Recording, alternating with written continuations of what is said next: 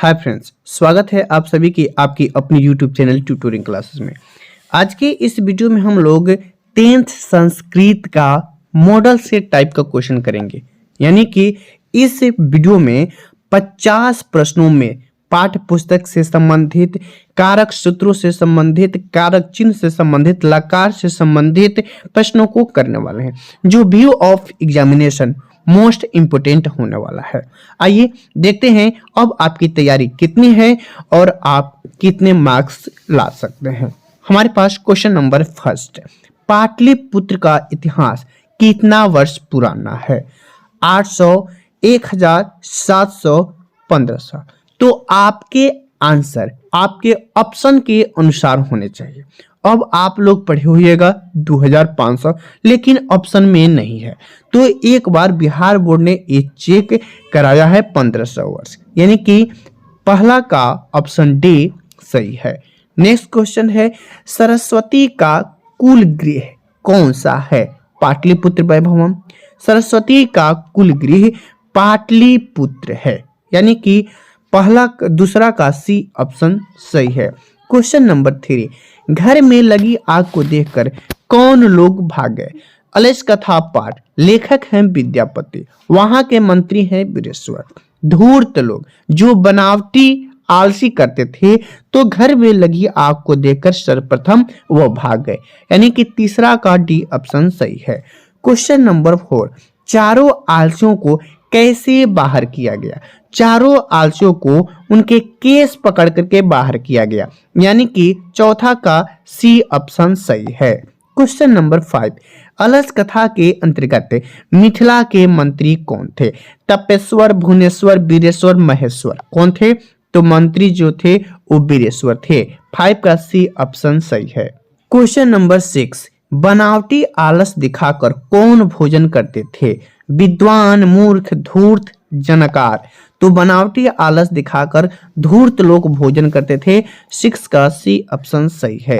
Question number 7, बीजांका का काल किस शतक में माना जाता है? बीजांका का काल अष्टम शतक माना जाता है। और बीजांका से संबंधित 2 क्वेश्चन और पूछ लिया जाता है। बीजांका का वर्ण कैसा था, माने रंग कैसा था? तो बीजांका का रंग था श्याम। और बीजांका को सर्व शुक्ल सरस्वती भी कहा जाता है। किसने कहा है? तो दंडी ने कहा है। एक क्वेश्चन भी आपसे पूछ लिया जाता है। क्वेश्चन नंबर 8, आधुनिक काल के संस्कृत लेखिकाओं में कौन अधिक प्रसिद्ध है? आधुनिक काल के पंडित क्षमा राव जो हैं अत्यधिक प्रसिद्ध हैं। 8वां का सी ऑप्शन सही है। क्वेश्चन नंबर 9, वनमाला भावलकर किस काल की संस्कृत कवियत्री हैं? तो वनमाला भावलकर जो है वो वर्तमान काल की कवियत्री हैं। 9 का डी ऑप्शन सही है। क्वेश्चन नंबर 10, नरक के द्वार कितने प्रकार के हैं जिनसे व्यक्ति का नाश होता है? तो ये नीति श्लोका पाठ से है, वो है 3 प्रकार के। कौन कौन? काम, क्रोध और लोभ। विनय को कौन मारता है? सुकृति, अपकृति, अकृति, अनाकृति। तो विनय को अकृति मारता है। 11 का सी ऑप्शन सही है। क्वेश्चन नंबर 12, कैसे पुरुष सभी जगह सुलभ होते हैं? यानी किस प्रकार के पुरुष आसानी से मिल जाते हैं? तो प्रियजोवादी पुरुष होते हैं, प्रिय वचन बोलने वाले होते हैं, वो व्यक्ति आसानी से मिल जाते हैं। क्वेश्चन नंबर 13, स्वामी दयानंद ने किस नगर में आर्य समाज की स्थापना की? तो स्वामी दयानंद ने मुंबई में आर्य समाज की स्थापना की। 13 का बी ऑप्शन सही है। क्वेश्चन नंबर 14, वनवास प्रसंग में राम, सीता, लक्ष्मण के साथ कहां पहुंचते हैं? मंदाकिनी वर्णम पाठ से है। विचित्रकूट, स्वर्णकूट, चित्रकूट, पर्णकूट। तो ये सभी चित्रकूट पर्वत के नीचे पहुंचते हैं। 14 का सी ऑप्शन सही है। क्वेश्चन नंबर 15, मंदाकिनी नदी किस पर्वत के निकट बहती है? तो मंदाकिनी नदी चित्रकूट पर्वत के नजदीक बहती है। 15 का सी ऑप्शन सही है। क्वेश्चन नंबर 16, शास्त्र मानवों को किसका बोध कराता है? तो शास्त्र मानवों के कर्तव्य और अकर्तव्य का बोध कराता है। 16 का सी ऑप्शन सही है। क्वेश्चन नंबर 17, वेद रूपी शास्त्र क्या होता है? वेद रूपी शास्त्र जो है वो नित्य होता है। 17 का बी ऑप्शन सही है। क्वेश्चन नंबर 18, वराह मिहिर द्वारा रचित कौन सा ग्रंथ है? शास्त्रकार पाठ से ये सभी क्वेश्चन है, प्रीवियस 3-4 क्वेश्चन है वे सभी जो है शास्त्रकार पाठ से हैं। वराह मिहिर द्वारा रचित जो है वह बृहद संहिता है। 18 का सी ऑप्शन सही है। क्वेश्चन नंबर 19, ऋषि आदि प्रणीत को यानी जो ऋषियों द्वारा रचित है उसे क्या कहा जाता है? तो उन्हें कृतक कहा जाता है। क्या कहा जाता है? वेद जो रूपी है वो प्राकृत शास्त्र है, जबकि रामायण महाभारत जो है वो कृतक हैं और ऋषि आदि द्वारा रचित हैं। क्वेश्चन नंबर 20, ऋषि गौतम ने किस दर्शन की रचना की है? तो ऋषि गौतम ने न्याय दर्शन की रचना की है। 20 का ऑप्शन बी सही है। क्वेश्चन नंबर 21, निरुक्त का क्या कार्य है? निरुक्त का कार्य है वेद का अर्थ बोध कराना। 21 का बी ऑप्शन सही है। क्वेश्चन नंबर 22, क्या बैर से बैर का शमन होता है? संभव, असंभव, नासंभव, संभव। तो ये है बैर से बैर का संभव जो है कभी नहीं होता है, असंभव है। क्वेश्चन नंबर 23, दुख का विषय क्या है? दुख का विषय क्या है? अशांति है। क्वेश्चन नंबर 24, परपीड़न यानी दूसरों को जो कष्ट देते हैं उससे क्या होता है? पुण्य के लिए, पाप के लिए, नाश के लिए, धर्म के लिए। तो परपीड़न जो होता है पाप के लिए होता है। 24 का बी ऑप्शन सही है। क्वेश्चन नंबर 25, एक देश दूसरे देश को क्या देखकर जलता है? अपकर्ष, उत्कर्ष, आकर्ष, पराकर्ष। तो एक देश दूसरे देश के उत्कर्ष को देखकर जलता है। 25 का बी ऑप्शन सही है। क्वेश्चन नंबर 26, वस्तुतः इस समय संसार किस महासागर में स्थित दिख रहा है? प्रशांत, हिंद, अशांति, अटलांटिक। तो इस समय अशांति के महासागर में सभी संसार कुल मध्य दिखाई दे रहा है। क्वेश्चन नंबर 27, विरक्तो अभूता में कौन सी संधि है? तो आप जब विसर्ग संधि पढ़े थे तो उसमें जो विसर्ग है वो अवग्रह में बदल जाता है। किस में बदल जाता है? अवग्रह में। यानी इसका संधि विषय विरक्त धन अभूत, यानी कि यह विसर्ग संधि का उदाहरण है। 27 का सी ऑप्शन सही है। क्वेश्चन नंबर 28, तनवंगी में किन किन वर्णों के मेल हुआ है? तो सबसे पहले इसका संधि विच्छेद करें। तनु धन अंगी, यानी कि तनु का उ और अंगी का अ, यानी कि छोटा उ और अ वर्णों की संधि हुई है। 28 का सी ऑप्शन सही है। क्वेश्चन नंबर 29, वरेण्य विधा का समस्त पद क्या होगा? तो क्वेश्चन नंबर 29 का सही जवाब ऑप्शन सी हो जाएगा, वाण विधा। 29 का सी ऑप्शन सही है। क्वेश्चन नंबर 30, अकिंचन का समास विग्रह कौन सा होगा? अकिंचन ये आपका नए समास है। समास जब पढ़े थे तो उसमें बताया था जो निषेधात्मक होता है, नकारात्मक का बोध कराता है। अकिंचन यानी कि न किंचन। अब देखिए इस किंचन में विसर्ग है, ये नहीं होगा। और जो मूल शब्द है अकिंचन क्वेश्चन में उसमें विसर्ग नहीं है, इसलिए 30 का सी ऑप्शन सही है। क्वेश्चन नंबर 31, अनुरूपम अनु उपसर्ग है। तो जिस समास का प्रथम पद उपसर्ग होता है या अव्यय होता है वह किसका भाग कहलाता है? अव्ययी भाव समास का भाग कहलाता है। नेक्स्ट क्वेश्चन है, तत्पुरुष समास का उदाहरण कौन सा है? नीलकंठ ये बहुब्रीहि है। अनुपयुक्त ये आपका अव्ययी भाव है। देवदूत यानी कि देव का दूत ये अलग बोध। काक बलि यानी कि कौवे की बलि, काके की, यानी कि 32 का ऑप्शन ए सही है। क्वेश्चन नंबर 33, माया ग्रंथ पठित। इस वाक्य में माया पद में तृतीया भक्ति किस सूत्र से लगा है? तो हमने इसकी कई बार चर्चा किया है। कर्म कारक और भाववाचक कारक में जो कर्ता होता है, जो करने वाला होता है, उसमें तृतीया विभक्ति होती है। तो वो लगता है अनुक्ते कर्तरी तृतीया सूत्र के अनुसार। इसकी कई बार हमने चर्चा कर रखा है। नहीं मालूम है तो 2019 वाला सॉल्यूशन देखिए, उसमें हमने ये बातें बताई है।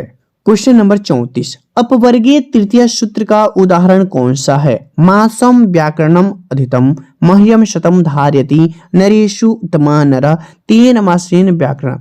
अपवर्गीय तृतीया कहलाता है कि कार्य समाप्ति का फल जिस पे पड़ता है वो अपवर्गीय तृतीया कहलाता है। यानी कि 3 मासेन व्याकरणम अधितम, यानी कि उसने 1 माह में उसने व्याकरण को क्या कर लिया, पढ़ लिया। यानी कि 34 का डी ऑप्शन सही है। क्वेश्चन नंबर 35 खाली जगह भोजन कृतम, इस वाक्य में रिक्त स्थान पे क्या होगा। यानी कि ये जो खाली जगह है यहाँ पे कौन सा शब्द भराएगा, वो है मह्यम, मम, माम, माया। तो आपको एक सूत्र बताया था अनुक्ते कर्मणि तृतीया, यानी कि अनुक्ते कर्मणि तृतीया सूत्र के अनुसार जो कर्ता होता है, करने वाला होता है, उसमें तृतीया विभक्ति, अभी ऊपर हमने आपको इसकी चर्चा हमने की है। तो इसमें हो जाएगा मया शब्द, मया भोजन कृतम, यानी कि 35 का डी ऑप्शन सही है। क्वेश्चन नंबर 36 पराभव पद कौन सा उपसर्ग होगा। पराभव पद में कौन सा परा उपसर्ग, कौन सा उपसर्ग, परा उपसर्ग। 36 का डी ऑप्शन सही है। क्वेश्चन नंबर 37 अप उपसर्ग से कौन सा शब्द बनेगा। अप उपसर्ग यानी कि औपनिषदकम गलत, अपकर्ष, आकर्ष, उपकर्ष, यानी कि 37 का बी ऑप्शन सही है। क्वेश्चन नंबर 38 अघ्नन, यानी कि अ ऐसे है, घ में हलंत आधा घ नन, अघ्नन में कौन सी धातु है। अघ्नन घन में हन धातु है, हन मने होता है मारना, और हन धातु रूप लंग लकार प्रथम पुरुष बहुवचन का शब्द है अघ्नन। 38 का बी ऑप्शन सही है। क्वेश्चन नंबर 39 भव किस लकार का रूप है। तो भव जो है लोट लकार का रूप है। किसका, लोट लकार का। 39 का सी ऑप्शन सही है। भव धातु रूप लोट लकार में होता है। भवतु, भवताम, भवंतु, भव, भवतम, भवत, भवानी, भवाव, भवाम। भव जो रूप है वो मध्यम पुरुष एक वचन का रूप है। मध्यम पुरुष एक वचन, पुरुष पूछता तो मध्यम पुरुष, वचन पूछता एक वचन, लेकिन इसमें लकार पूछा है इसलिए लोट लकार होगा। क्वेश्चन नंबर 40 क्री धातु की लोट लकार मध्यम पुरुष एक वचन का रूप क्या है। क्री, क्री मने होता है करना, और क्री धातु लोट लकार में होता है करोतु, कुरुताम, कुर्वन्तु, कुरु, कुरुतम, कुरुत, करवाणी, करवाव, करवाम। तो आपसे पूछा हुआ क्री धातु लोट लकार मध्यम पुरुष एक वचन, मध्यम पुरुष एक वचन में होगा कुरु। क्या होगा, कुरु, यानी कि 40 का बी ऑप्शन सही है। क्वेश्चन नंबर 41 है लता शब्द के चतुर्थी एक वचन का रूप क्या है। लतया, लताया, लतायई, लतायाम। तो इसका सही जवाब 41 का सी ऑप्शन सही है। क्वेश्चन नंबर 42 मातु किस विभक्ति का रूप है। चतुर्थी, पंचमी, प्रथमा, षष्ठी। तो क्वेश्चन नंबर 42 का सही जवाब ऑप्शन बी हो जाएगा। मातु जो है पंचमी विभक्ति का रूप है।